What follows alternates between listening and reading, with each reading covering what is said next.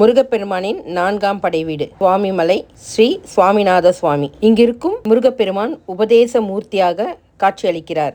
அப்பனுக்கே பாடம் சொன்ன அதிசய ஸ்தலம்தான் இந்த சுவாமிமலை. ஒருமுறை முருகப்பெருமான் பிரம்மாவை பார்க்கும்பொழுது பிரணவத்திற்கான அர்த்தத்தை கேட்கிறார். பிரம்மாவுக்கு அதுக்கு அர்த்தம் தெரியல. அதனால பிரம்மாவின் மண்டையில கொட்டி அவரை சிறையில் அடைச்சிடறார். இதனால அந்த படைப்பு தொழிலிந்து போயிடுது. அதனால சிவபெருமானே முருகனிடம் நேர்ல வந்து, நீ அவரை ஏன் சிறை பிடிச்சிருக்க, படைக்கும் தொழில் நின்று போயிருக்கு, அவரை விடுவின்னு கேட்கிறாரு. அதற்கு முருகப்பெருமான் பிரணவ மந்திரத்தின் பொருளே இவருக்கு தெரியல, அதனால்தான் சிறை பிடிச்ச சொல்றாரு. காக்கும் தொழிலே நின்று போயிடுத்து, அவரை விடுவிச்சுட்டுன்னு சொல்றதை கேட்ட முருகப்பெருமான் அவரை விடுவிச்சுட்டு அப்பாவிடம் சென்று, நீங்க சொன்னீங்க, நான் அவரை விடுவிச்சுட்டேன், இந்த பிரணவன மந்திரத்துக்கான பொருளை நீங்க கூறுங்கோ அப்படின்னு அவரை கேட்கிறாரு. சிவன் பிள்ளையிடம் விளையாடி பார்க்கலான்ட்டு, இதுக்கான அர்த்தம் எனக்கே தெரியாதேப்பா, நீயே சொல்லு, நான் கேட்டுக்கிறேன் சிவபெருமான் சொல்றார். சரி, நான் பிரணவ மந்திரத்துக்கான அர்த்தத்தை சொல்றேன், ஆனா நான் குருவா இருந்து சொல்றேன், நீங்க சிஷ்யனா இருந்து கேட்கணும். சிவபெருமான் நான் கேட்குறேன்ப்பா அப்படின்னு சொல்றார். முருகர் குட்டியா இருக்கிறதுனால சிவபெருமான் மடியில உட்கார்ந்து அவர் காதுல பிரணவ மந்திரத்தின் பொருளை சொல்றார். சிவபெருமான் மண்டியிட்டு கை கட்டி வாய் பொத்தி தன்னுடைய மகனிடத்தே பிரணவ மந்திரத்தின் உபதேசத்தை பெற்றுக்கொண்ட திருத்தலம்தான் இந்த சுவாமிமலை.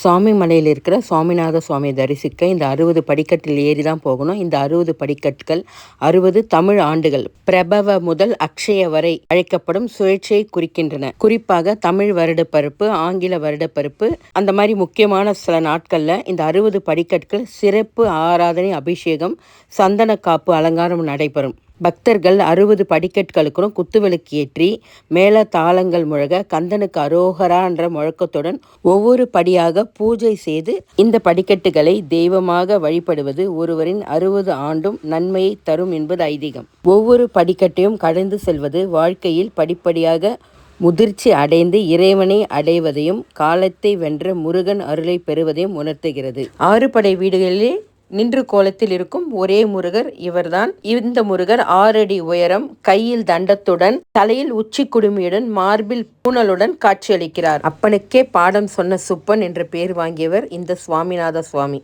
இந்த சுவாமிநாத சுவாமியை வழிபடுவதால் ஞானம், அறிவு பெருகும், வாழ்வில் எல்லா கேள்விகளுக்கும் விடை கிடைக்கும் சொல்வாங்க.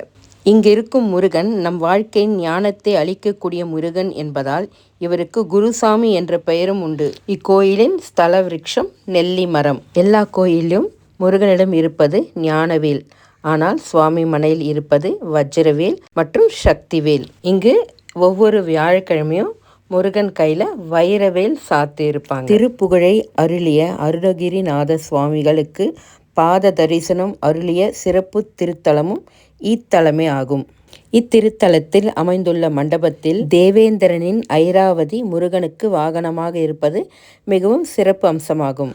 இத்தலத்தில் தேவேந்திரன் பரிசாக கொடுத்த யானைதான் முருகப்பெருமானின் வாகனமாக இருக்கிறது. வஜ்ர தீர்த்தம் கீழே பார்வதி சுந்தரேசர் ஆலயத்திற்கு அருகில் இருக்கும் கிணற்று நீராக காணப்படுகிறது.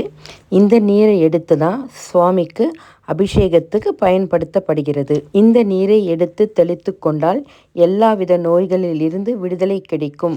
பிரம்மஹத்தி தோஷத்தையே தீர்க்கக்கூடிய புனித நீராக கருதப்படுகிறது.